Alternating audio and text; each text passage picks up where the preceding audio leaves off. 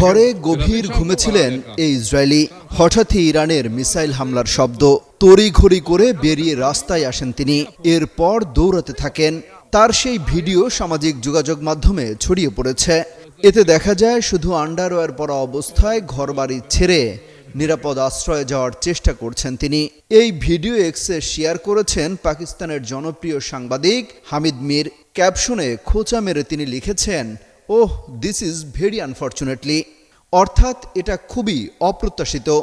ইরানের পরমাণু কেন্দ্র এবং সামরিক স্থাপনায় হামলার জেরে গোটা ইসরায়েলে তাণ্ডব চালাচ্ছে তেহরান।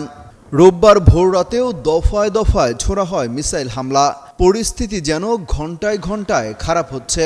যে কোনো সময় ইরান তাদের পরমাণু কর্মসূচি পরীক্ষা চালিয়ে বসতে পারে বলেও শঙ্কা করা হচ্ছে।